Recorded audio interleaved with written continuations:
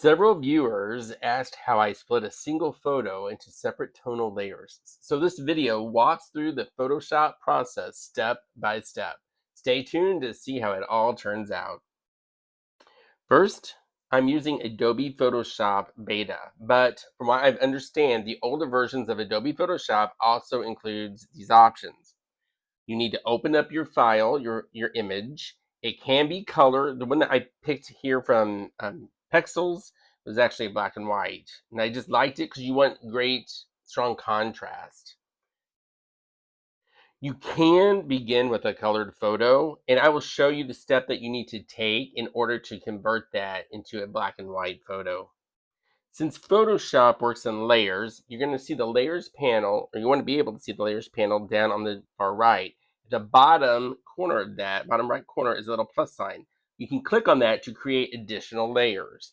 We are going to click on this and create what will ultimately become a white background layer. If you want to rename it, you just double click on the name, which usually is like layer 1, 2, 3, or so on. And by double clicking on it, you can call it whatever, such as white background. Now, the little eyeball on the left-hand side of each layer tab is how you turn on or off the layers that you're seeing. Whatever layers above and on the top is whatever you're going to see in the forefront. This is transparent, but we want to create a white background. So under Edit to Fill, you'll get another pop-up menu. Now, this may already be populated with white, but if it doesn't say white there, you can just click on the pull down and choose white. Make sure it's 100% opacity and hit enter or OK. That's going to create what will become the background layer for future different tonal layers. Again, if we click the little eyeball on the white background layer, it goes away. We can't see it. We only see our original image. Highlight that by clicking on the tab for the original image. And this is how we're going to select the different layers. Go up to select and choose the color range. Now mine is already filled in for the last ranges that I've used in the past, but you can select from the drop down menu and you can pick. I like to do the shadows first. And so if you notice towards the bottom, it says like highlights is an option, midtones and shadows. So I'm going to choose shadows. I'm going to want that to be those that are the darker tones. There are two sliding bars. These sliding bars are one's for fuzziness, which helps you like see how diffuse. The larger the number is, the more diffuse it is, and the lower the number it is, the more precise. And then the other range. The range on the left-hand side means that you're going to exclude more dark images, and if that number goes up higher, you're going to include more dark. Okay, so I'm going to pick the numbers that I want to do. This is kind of trial and error here, like whatever your personal preferences are. But once you have the values that you like, you can see the preview button down, preview, what's that called? A window down below. You just hit OK. Give it a moment. Boom, there it is. You see the little parts that are highlighted. Those are the areas that are selected that you can see will become the shadows. Now, this may be a glitch for the Adobe Photoshop beta, but sometimes if I directly hit copy, it doesn't actually copy over the selected images. So what I do is I go over and I click on the tab for the background image that I've got selected. I just select it again. Just click on it, and then I hit Control J. By doing Control J, I think it's Command J on Macs, but I'm not 100% sure on that. But if you hit Control J, it's going to take whatever parts that are selected currently in your image and put that into a brand new layer. Give it a moment, and there it is. Now, what we want to do is actually drag that up above your white background layer, because we're going to use that white background layer to mask or hide the original image and only show the portions that are going to be included in your shadow tonal layer. And so you can see if I click on that, click on this eyeball and hide everything else, you can see that it's got a transparent background right now, but at least for me, I like to see what it would look like on the white background for when I go to print it out on the sheet. So by dragging it up above the white and then clicking the little eyeball for the white background so we can see the white background, you're going to get an idea of the actual values and what the actual image now is going to look like when you print the shadow layer.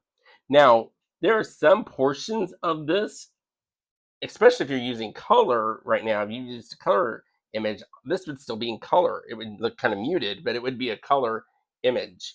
And so we want to make sure that we can turn this truly into an all black and white photo. Because that, at least for me, when I printed out my laser printer, that's what works and I had the most success with. So if you double click on that tab that has the layer, the name on it that you want, you're going to bring up the different properties for that layer. Under blending options is the choice color overlay. You want to click on that, and it's going to let you see different options here. Now mine's already filled in with black and 100% opacity.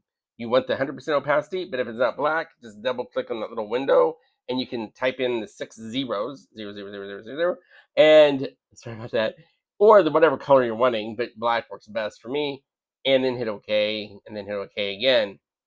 And now there's not a big difference here on the shadow layer because it's already pretty black, but this is going to make it into a true, black and white image.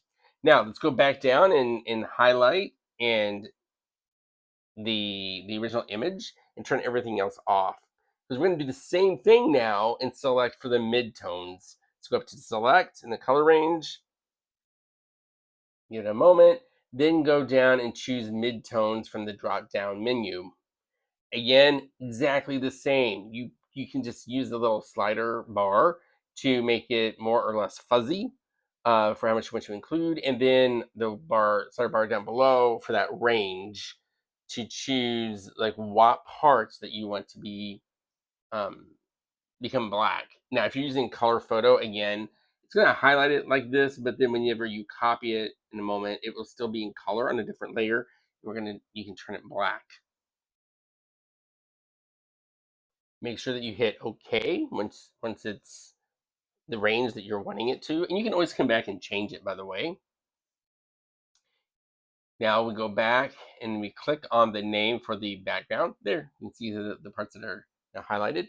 Go back and click on the name for the background and hit Control J. And it's going to put this new selected image into an additional layer. Notice by default, it's the very next layer up, but we want to put it above that white background. Doesn't matter where above the white background, you just want it above that white background. So that way, when we turn the white background on by clicking on its eyeball, we will only see, voila, the midtones. And if you notice here, they are not true black and white. This is where, at least for me, if I tried to print this off, I wouldn't get a really good laser image transfer. So I double click on that layer once again, and I'm going to convert it all to black from the layer style menu. This is identical to what we've done in the past. Again, if you wanted to, earlier you can double click on the name of the layer and rename it mids or midtones or something. You should remember that you had black chosen before, just hit OK, and we can now see a very stark contrast for that midtone layer. Now to export these images, you click on each layer, you go to the top left under File and Export. I always choose the quick export option. It's going to export as a PNG file. You choose where you want to store that file and give it a file name. I usually do include in the file name whether it's the shadows or the midtones, just to help me figure it all out later on and make it more simple. Now you do the exact same thing with the other layer. So here's for the shadows layer. You go up, File, Export, Quick Export as PNG, and again, select where you want it and the file name.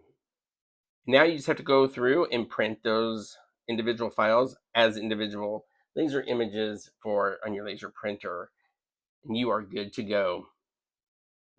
I don't want this video to become too long, so I'm not going to show you how I take those printouts and use them within the laser image transfer on my gel plate. I've done that or addressed that in other videos, and I will include links to those videos. Here's the final image. I hope that you've enjoyed this and that has been helpful. And I want to thank you so much for spending some time with me here in the studio. Have a great day.